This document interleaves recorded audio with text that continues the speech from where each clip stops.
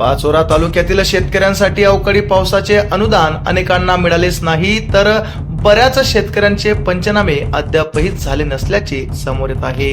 दुसरीकडे चाळीसगाव तालुक्यातील बागायतदार शेतकऱ्यांना बागायतीचे अनुदान मिळाले, मात्र पाचोरा व भडगाव तालुक्यातील शेतकऱ्यांना जिरायतीचे पंचनामे करून अनुदानापासून वंचित ठेवले जात आहे.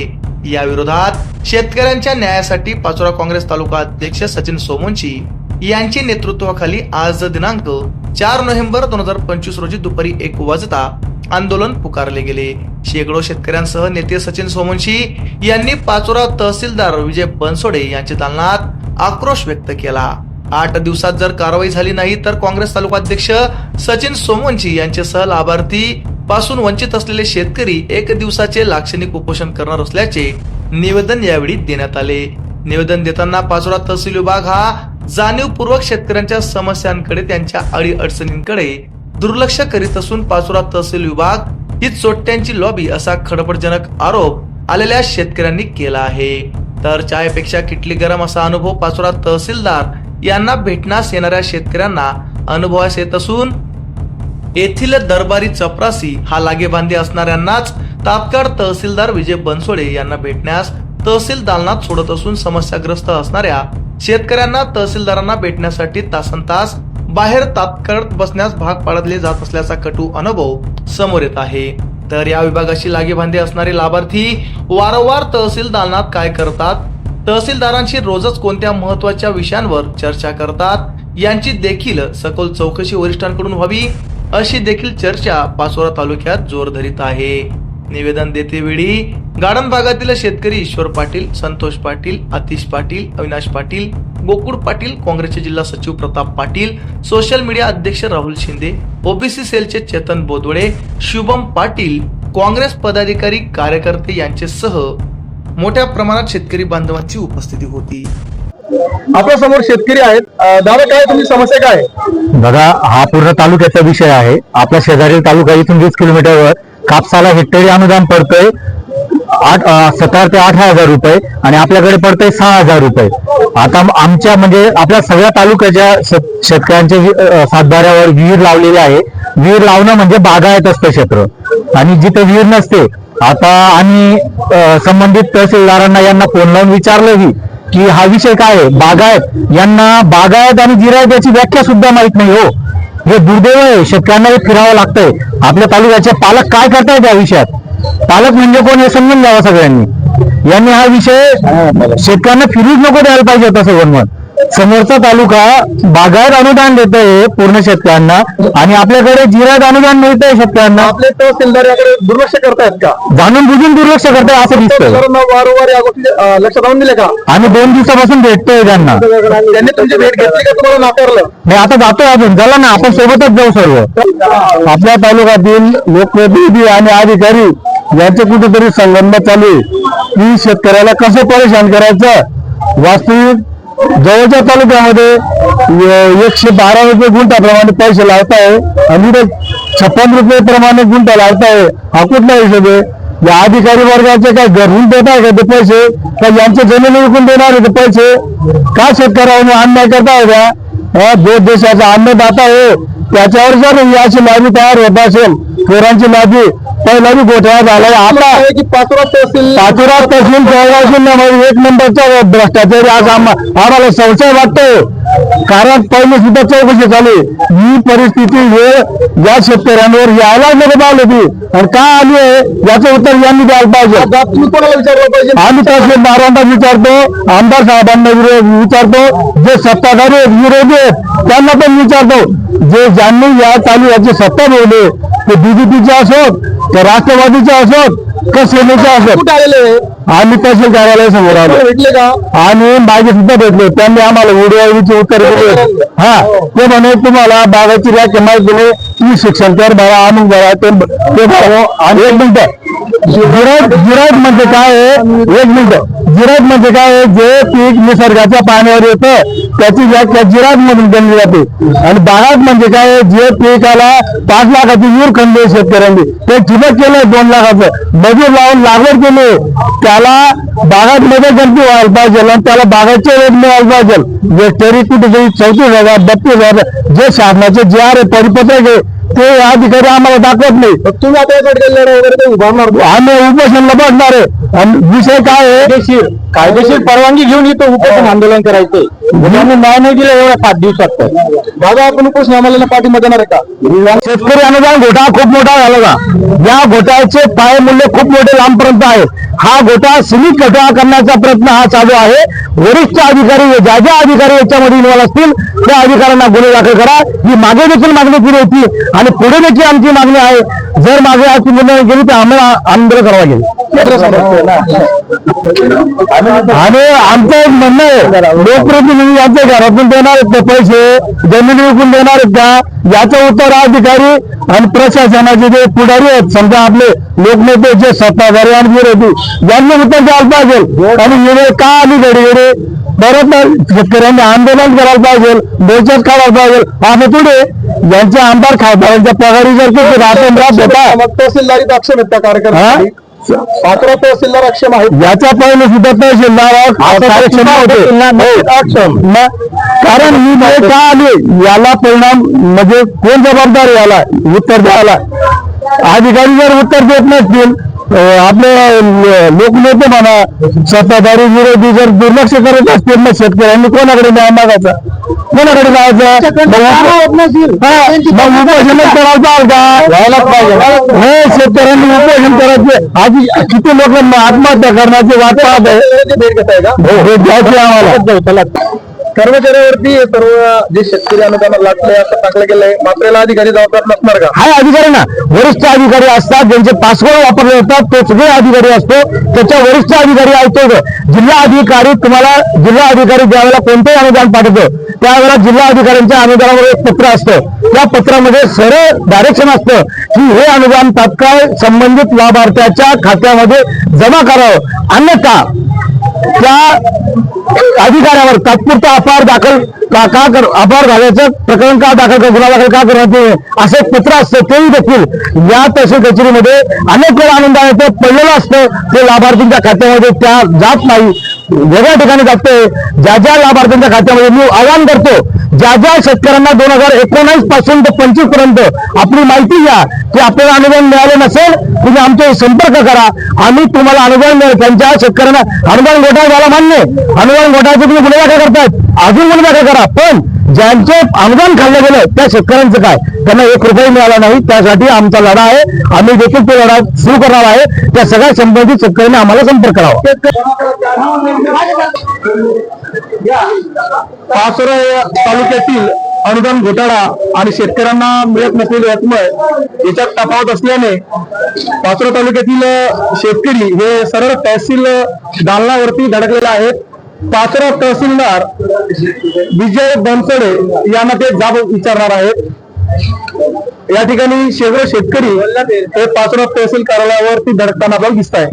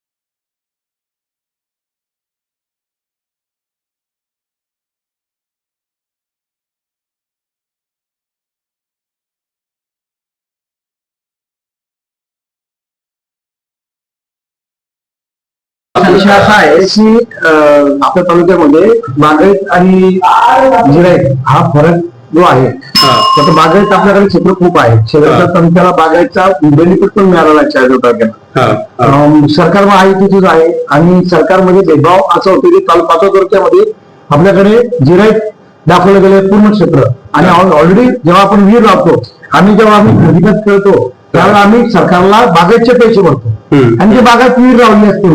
मग आम्हाला आता अनुदानामध्ये शेतकऱ्यांना तुम्ही विहीरचं जे आहे ते त्यांना तुम्ही जिरायतमध्ये का पकडलं गेलंय? पहिला मुद्दा तो आहे की तुम्ही तो आपण पंचनामे पुन्हा काही लोकांचे पंचनामे सुद्धा गडबड झालेली आहे, काही लोकांची खरडून जमीन गेली त्यांचे पंचनामे झालेले आहेत. तसं वाडेगाव वगैरे घरांकडे काही भागात खूप पाणी पडलेलं आहे, पण ते पंचनामा सुद्धा झालेलं आहे. आमची मागणी अशी की पुनर्पंचनामा व्हायला पाहिजे आणि जे जिरायत आहे जे तुम्ही दाखवलं गेलेलं आहे तिथे पुन्हा बागायत जे आहे त्यांचे जे विहिरी आहेत त्यांचे जे बागायत आहेत, ठिबक केलेलं आहे, बागायत पाहून ते बागायतचं त्याला नुकसान भरपाई मिळायला पाहिजे अशी मागणी घेऊन आम्ही तुमच्यापर्यंत आलेलो आहोत. तर ती मागणी पूर्ण करावी अशी आमची तुमच्याकडे इच्छा आहे. ती अपेक्षा आहे की मग तुम्ही ते डिक्लेअर करावं की तुम्ही कशा पद्धतीने त्याच्यात आणि अजूनही 100% म्हणजे विशेष म्हणजे सरकारच्या विधिमंडळाच्या लोकांनी सांगितलं की आम्ही विरोधकांच्या राखा तुम्ही वाटलं गेलं बा दिवाळीच्या पहिले, परंतु अजूनही अनेक शेतकरी असे आहेत 80%. मी पण शेतकरी, आमच्या खात्यामध्ये अजूनही पैसे आलेले नाही. अनुदान कोणाच्याच खात्यामध्ये अभरच्या 80% 50% लोक आले नाहीत. तुम्ही तुमचं काम चालू आहे परंतु 50% लोकांचं अजूनही आलेलं नाहीये. ती सिस्टीम आपण दुरुस्त करावी. नंतर ऍप्लेट करण्यासाठी एकच माणसाला आपण चार्ज दिलेला आहे. तिथे खूप लाईन असते की त्यावेळेला ज्यावेळेला गर्दी वाढते त्यावेळेला दुसरा पर्याय तिथे एक माणूस अजून पुन्हा त्याला त्या दिवसापुरता पॉवर देण्यात यावी म्हणून 2 लोक राहिले तर ते गर्दी कमी होईल. कारण की सरकार केवायसी वगैरे हे तुम्ही प्रत्येक वेळेला केवायसी चालते. त्यामुळे हे 2-3 मागण्या आम्ही आलो आहोत. तर जिरायत जी आहे जिरायत आणि बागायत मध्ये शेजारच्या तालुक्याला मिळालेला आपण तपास करून घ्यावा. आपले तहसीलदार आहेत त्यांना फोन लावून की तिथे त्या लोकांना बेनिफिट मिळतो आहे आणि मग इथल्या लोकांना बेनिफिट मिळायला पाहिजे. आणि ही या तालुक्याचे आपण प्रमुख असाल म्हणून आपल्यापर्यंत आम्ही आलो आहोत. हे निवेदन आम्ही देतो आहोत. आपण तत्परने आपण आमच्या ज्या समस्या आहेत त्या लवकर आपण सोडून द्याल म्हणजे आम्हाला उपोषणाची गरज पडणार नाही.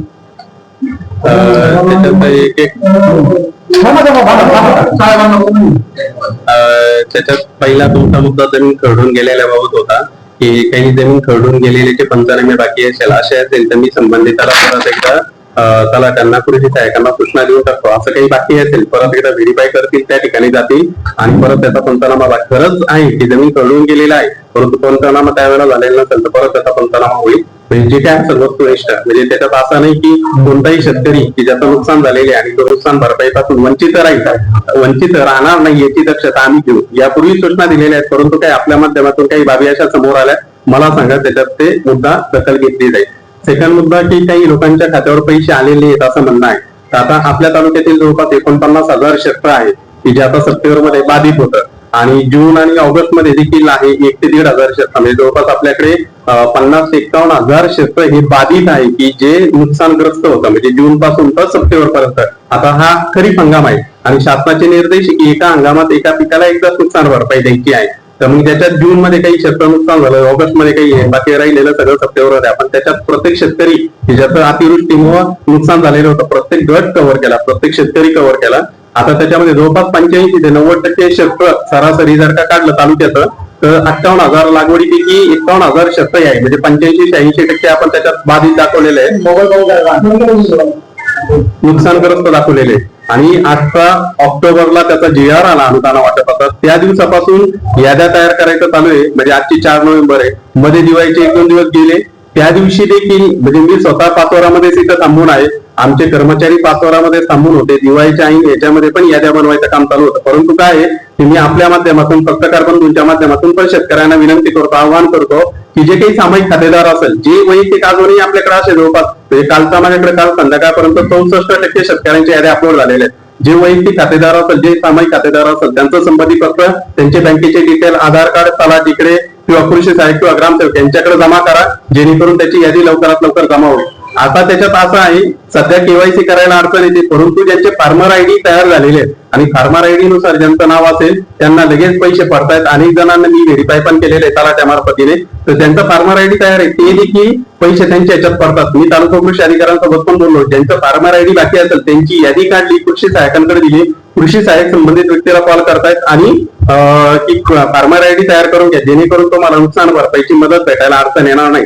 आता सगळ्यात महत्वाचा एक मुद्दा की जो माझ्या निदर्शनात असताना अनेक शेतकरी मला भेटले की आमचं बागायत आहे, परंतु तिथे जिरायत पंचनामा झालेला आहे. मग मी याच्याबाबत कृषी सहाय्यक आणि तलाठी यांच्यासोबत खालून पंचनामे ते करतात. पंचनाम्यावर मी अनेकांना विचारलं केलं की बाबा असं का झालं की याचं बागायती आहे आणि तुम्ही त्याचा पंचनामा जिरायत म्हणून देत आहे. तर मला त्याच्यात 2-3 कारण समोर आले. ते सांगितलं की सातबाऱ्यावर जिरायत क्षेत्र आहे, सातबाऱ्यावर काही सातबाऱ्यावर जलसिंचनाचं साधन नमूद नाहीये, किंवा जो बागायती कर भरावा लागतोय, शिक्षण कर असेल, इजेस कर असेल, तो देखील भरला गेलेला नाही. ह्या 2-3 कारण समोर आले. मग ते पंचनाम्यामध्ये त्या शेतकऱ्याची सही दाखवली की शेतकऱ्याची सही आहे तिथे. मग ते पंचनामा करताना त्याने म्हणजे मला मी जे विचारलं की मला जे कारण आले समोर, तर ते की त्याला पंचनाम्यावर पण शेतकऱ्याची सही आहे आणि आपण आता ऑक्टोबर 24 अनुदान 3-4 महिन्यापूर्वी वाटप केलं, ते देखील जिरायतनेच केलं. तर त्यावेळेला एकही शेतकरी आला नाही की माझं बागायत होतं, जिरायत मधून अनुदान वाटप केलं. अशा 2-3 बाबी आहेत की तरीही कालच सगळ्या परत त्याला त्यांना आणि कृषी सहाय्यकांना सूचना दिल्या.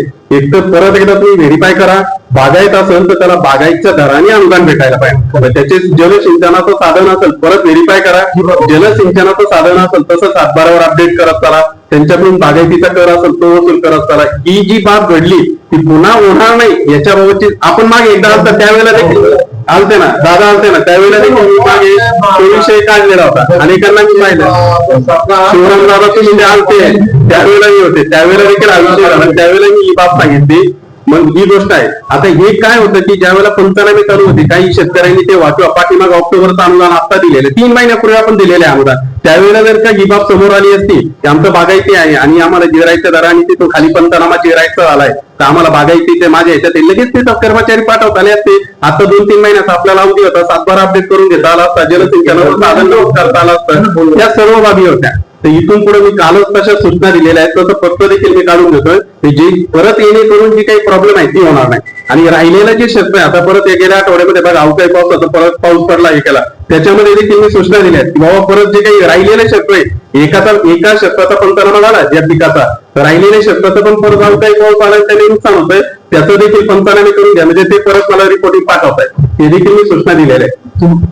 मुळात मुद्दा असाच आहे की तुम्ही बरोबर बोलले की बागायत आहे तुम्ही जलशहापाल पंचनामे करताना मुळात शेतकरी जेव्हा पंचनामा तुमचा होत असतो तो आम्ही तुमच्यावर पूर्ण फेट असतो, आमचा पूर्ण विश्वास असतो की तुमचा कर्मचारी हा चुकीचा करणार नाही. मुळात विहीर त्याच्यावर जर लावलेली आहे आमचा मुद्दा तोच आहे, जर विहीर लावली आहे तुम्ही बागायतच त्याला समजण्याबरोबर आहे तुम्ही कर भरायला पाहिजे. तुम्ही ज्यावेळेला आता दुष्काळ तुम्हाला दुष्काळ जाहीर केल्यामुळे कर तर हा विषय येणार पुढचा नाही येणार, मागचा नव्हता, मागचा म्हणून मग तेच होतो ना. जेव्हा वेगवेगळे अपडेट आपण जेव्हा कर भरतो, जेव्हा आपण शेती विकल्यानंतर दुसऱ्याच्या नावावर लावतो तेव्हा तो कर पूर्ण भरला. आता ही जी परिस्थिती येते ना ही शेतकऱ्यावर येते कर भरायची वगैरे, तर विषय असा असतो की जर तुमचं एकीकडे नियम तुमचा नियम आहे की विहीर लावली म्हणजे बागायत क्षेत्र आहे, तुमचं शिक्षण तर तुझी आठ होती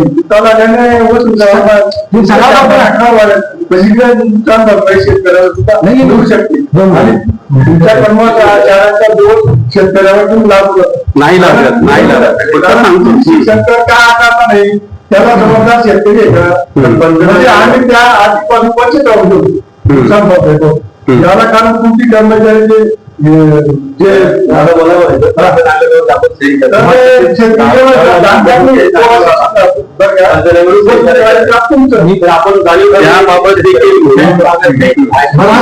माझा मुद्दा आहे आपण पीक विमा काढतो आणि ऑनलाईन पीक पाणी लावतो, तर पीक पाणी लावताना आता जर समजा मला केळी लावायची तर शेतात जाऊन त्यात ऑप्शन केळीचं येतच नाही. हे शासनाची अधिकारी आणि शासनाचे तुम्हाला असे गुडकेमध्ये आदेश येतात तुम्ही त्याच्यामध्ये यायला नाही पाहिजे. ऑप्शन काय येते केळीचा किंवा कांद्याचा, आता मी कांदा वेगळा पुण्याचा शेतात पीक पाणी लावायचं कांद्याचा ऑप्शन म्हणजे ती काय येत नाही.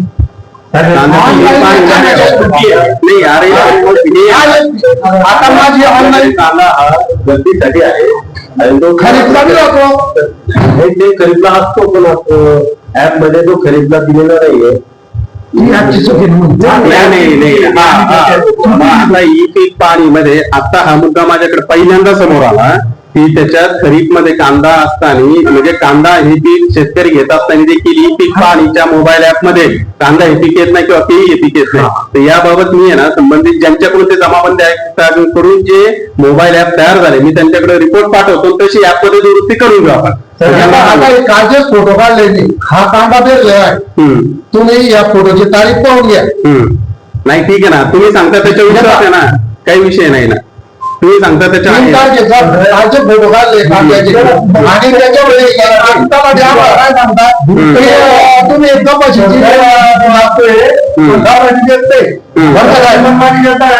माझ्या शेतामध्ये शेणनेट हाऊस केलं हे काकडी आणि तिथं टमाटे आणि झेंडू लावलेला शेतात त्याला त्या पाले ते म्हणे तुमचं काम मी करून देईल पण ते म्हणे तुमची पीक पाणी कपाशीची लावली म्हटलं कपाशी याच्यामध्ये हे पिकं जर येत नाही तर शेतकऱ्याने करायचं काय काकडी वगैरे झेंडू जे ते ऑप्शन येत नाही मग पीक पाणी लावायची कशी का शासन आणि अधिकारी आमचे काही मिली बसत की ऑप्शन टाकायचे नाही.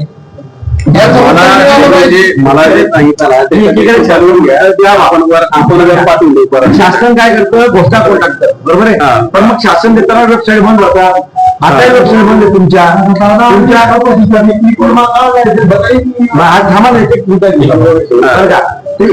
काय माहिती का एकीकडे शासन म्हणतं की द्या गोष्ट पण करून टाकतं पण ती गोष्ट अंमलात यायला पाहिजे यासाठीच हे प्रश्न आहे. आम्हाला फक्त एवढं म्हणणं आहे की तुमच्याकडे जनतेला प्रॉमिस पाहिजे की चाळीसगाव तालुक्याचे शेतकरी सुखावलेले आहेत की त्यांना काही का होईना एवढं तर एक तर नुकसान देऊ शकत नाही शासन पण त्यांना काहीतरी भेटतंय बागायत म्हणून तर 5व्या तालुक्याला देखील बागायत म्हणून भेटेल बरं का. 5व्या तालुक्यामध्ये देखील बागायतदार शेतकऱ्यांवर अन्याय होणार नाही. मी एकदा खालीपूरचे तलाट्यांना फेर चौकशीचे देतो की खरंच जे बागायत होते तर त्याला ते जिरायत का दिलं गेलं मी एकदा देतो आणि जे त्याच्या सकारात्मक करता येईल ते करतो त्याच्यामध्ये. आता 4-5 दिवसाच्या पावसात वाऱ्यामध्ये माझे केळीचे लोक 400-500 झाड पडून गेले ते भाव तर जाऊ दे 550चा 400चा सुद्धा कोणी त्या केळी विचारत नाहीये 400-500 झाडं पडून गेले मी तलाठी आपण फोन केला की तुम्ही पंचनामा करून घ्या तर ते मला सांगता की तुम्ही पीक पाणी कोणती लावली म्हटलं कपाशीची लावली त्याच्यात ते ऑप्शनच येत नाही म्हणे मग तुमचा पंचनामाच करावे. मग मी तुम्हाला विनंती करतो तुम्ही आता माझ्या बरोबर शेतात झाला तिथं केळी नाही दिसले तर तुम्ही मला 5 जोडे मारा तिथं वस्तू तुम्ही ऑनलाईन आणि ऑफलाईन मध्ये तुम्ही पंचनामा करून तो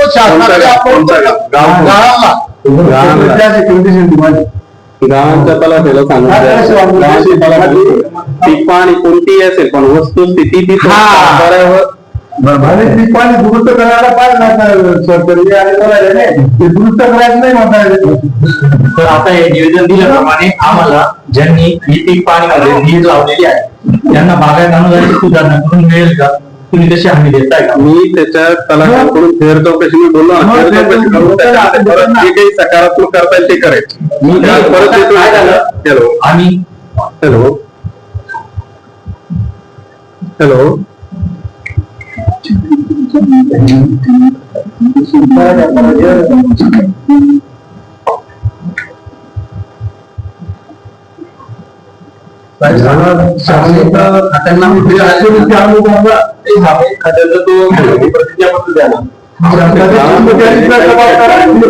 गावांमध्ये काही शेतकऱ्यांचं ते सटीक आहे आणि 7-12 कपाशी लावलेली ही पीक पाणीला की तर पीक येत नाही त्याच्यामुळे पंचनामा करत नाही असे काही शेतकरी आलेत माझ्याकडे.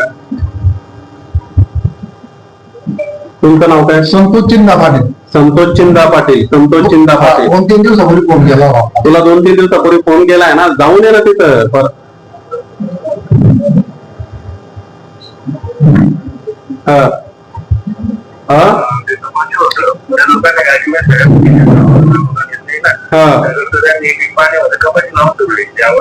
अरे त्या गटावर जाऊन येणार प्रत्येक शेतकरी कसा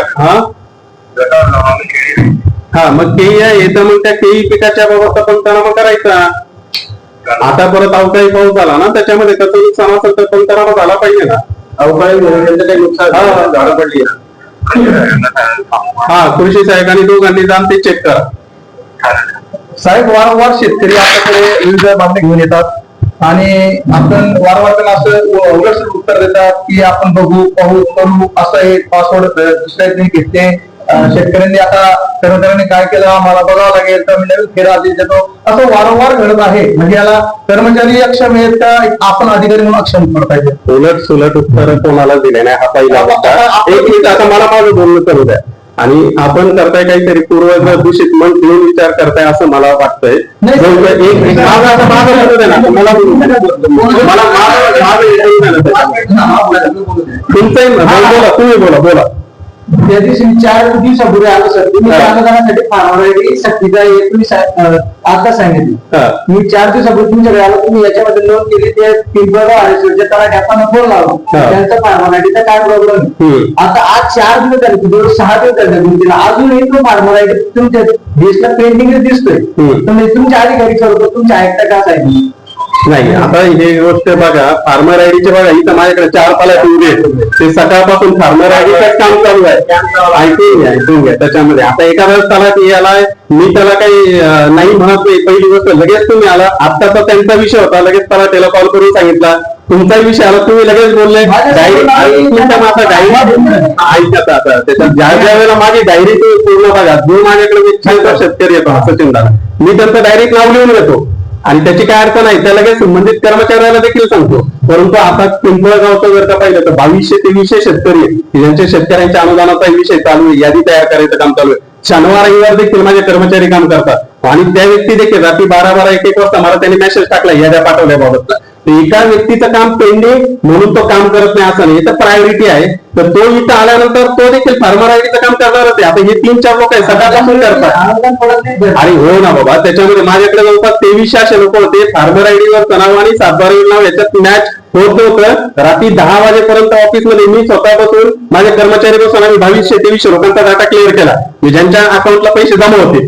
काही गोष्ट या आहेत ऍट अ टाइम. आता आपल्याकडे जर का 49,000 शेतकऱ्यांची संख्या प्रचंड मोठी आहे. कामही फार चालू आहे आणि मी सकाळपासून मिटिंग घेतली. फक्त अतिवृष्टी आणि पंचनामे गेल्या 1.5 ते 2 महिन्यामध्ये फक्त शेतकरी हाच प्रायोरिटीचा विषय माझ्यासाठी. मी त्यांच्या वहिवाट केसेस असेल, बाकीचा असेल, व्हिडिओ माझ्याकडे बघा. रात्री 8-8 वाजता पाण्यातून जातोय, चिखलातून जातोय, बैलगाडीत बसून जातोय. कंटिन्युअली असेल, सचिन दादा असेल, विनोद भाऊचा असेल, कधीही कॉल केला सुट्टी बिट्टीचा नाही म्हणत नाही. त्याच्या उडवाउडवीचे उत्तर नाही, काही नाही. परंतु माझा केंद्रबिंदू, प्रशासनाचा केंद्रबिंदू हा शेतकरीच आहे. एखाद्याचं काम हा ठीक आहे. तुम्ही आले होते, मी त्याला तिला सांगितलं काम प्रलंबित आहे, ते परत होऊन जाईल. का तर माझं तेच काम चालू आहे. ती गोष्ट आहे. आम्हाला मुद्दा आम्हाला फक्त प्रभावी आम्हाला एकच जंजमेंट करून द्या की चाळीसगाव तालुक्याचे आमदार महायुतीचे आहेत. त्यांनी आदेश देऊन सरसकट बागायत त्यांना दिली. सरसकट देऊन टाकली बागायत. आपल्या तालुक्यात अन्याय होतोय. आपल्या तालुक्यात आपण मी परत एकदा सुरुवाताला ती कृषी सहाय्यकांना त्याच्यात आदेश घेतो, परत पाठवेल आणि त्याच्यामध्ये ते रिपोर्ट त्यांच्याकडून मागेल.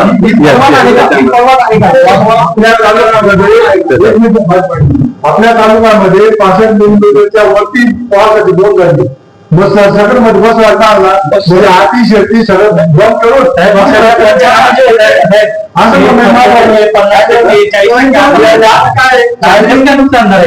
शासन काय देते 8,500 रुपये. आमचं नुकसान झालं हेक्टरला 1 लाखाचं. 8.5 आणि 1 लाख याची 8.5 मध्ये तुम्ही आम्हाला 6,000 देताय. आता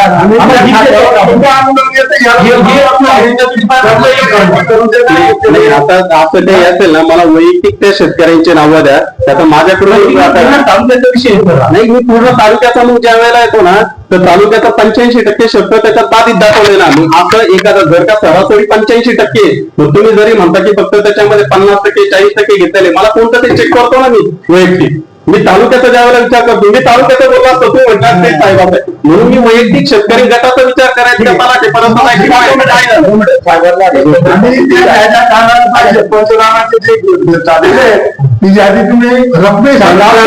याद्या गावात प्रसिद्धीला करायला लावल्या. ज्याच्या याद्यावर ज्याच्या अकाउंटला पैसे दिले ते याद्या गावात प्रसिद्ध करायला लावले दिले शासनाने. आणि कर्मचाऱ्यांचा दोष आहे का शासनाचा दोष आहे? ती यादी पंचनामाची पंचनामे देखील तुम्हाला देतील ते. पंचनामे देखील ते गावामध्ये प्रसिद्ध होईल. पंचनाम्याची यादी देखील भेटेल.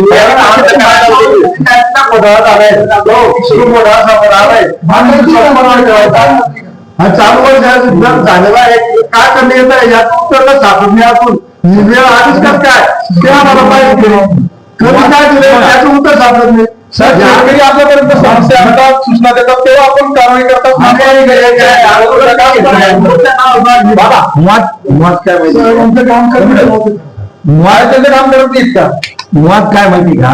ऐका तुम्ही, मुळात पंचनामे तलाट्याकडनं घेणे हे आपलं कर्तव्य आहे. आपणच घ्यायला पाहिजे. तुमचा आम्हाला एक कॉपी द्या. आपण त्यांना सांगायचं की आमचा पंचनामा झाला, आम्हाला कॉपी पाहिजे. तुम्हाला कॉपी देणं हे बंधनकारक आहे. आम्हाला एक ऐकायला बोलवलं आमचं एक शेतकरी आम्ही थोडा वेळ थांबणार वगैरे खात्यावर प्रत्येकाने आता अंतर नाही झाले तर त्याला जबाबदारी करायला नाही झाली. ते काय सह्या नाही झाले, पैसे नाही मिळणार नाही का? असं कसं त्याचं असं आहे सरकारांचा नेहमी की निकेश कोणी लावू नये, नाही आधी करू नये. शेतकऱ्याने ओळखून शासनाने दिले, आधी दिले. आम्हाला तो निकेश नावाचा विषय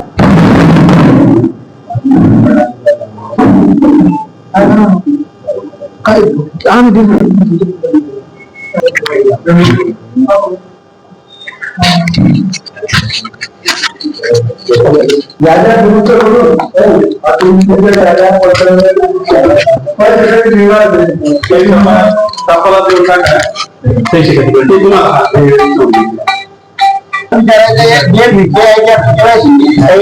पूर्णपणे म्हणतोय शेतकऱ्यांचा विद्यार्थीवर झालेलं नाही. आम्ही तुमचं तुम्ही बदलले का मला सांगू शेतकऱ्यांचा पुन्हा पुन्हा तिच्या टाकले जाते. जागृत आता तुमच्या संघटनासाठी समजा 100 शेतकरी आहेत काय त्या शेतकऱ्यांचे नाव तुमच्याकडे, नंबर तुमच्याकडे टाकत नाही. माझं 12 वर्षापासून पूर्ण वापर केलेलं 12 वर्षापासून कळत नाही. केवायसी आम्हाला आपल्याला बँकेची पासबुकची केवायसी करायची केवायसी आता पण मी शिकलेलं माहित नव्हतं केवायसी काय मानलं नाही. आता आम्ही नंबरला ऑलरेडी डॉक्युमेंट दिलेले असताना सुद्धा असं म्हटलं आता ते तुमचे डॉक्युमेंट मिळालेले नाहीये. सर याचा आमचा गुन्हा आहे, तुम्ही सांगा. डॉक्युमेंट दिले ना तर तुम्ही सायबर बंद करून डॉक्युमेंट तुमचं आमचं काय पाहिजे तुम्ही ते सांगा आम्हाला. सर फक्त 9,000 मग त्यांनी कसा म्हणजे 1180 असेल कंपनी आणि पैसे किती आले आहेत 9,000. नाव सांगा तुमचं. गाव काय करा माझी तारखेडा नाव विश्वचंदा पाटील. असे 4-5 खातेदार. गट नंबर सांगताय 285 आणि शर्त किती 81 कपाशी होतं आणि त्याच्यात किती पैसे तुमचे आले? 9,700 आले. बँकेचं स्टेटमेंट टाकून देतो वाटत. पंचनाम्यात किती शब्द नमूद आहे बाधित? आम्हाला माहिती नाही ना पूर्ण येते बाधित तर शासनाच्या पंचनामा पाहिला नाही का त्याला तिकडे? माहिती तुमचा मोबाईल नंबर सांगा मला. नाव सांगा. अरे तुमचं नाव संदीप पाटील. आमच्या चॅनलला लाईक करा, सबस्क्राईब करा, बेल आयकॉनवर क्लिक करा आणि हो शेअर करायला विसरू नका.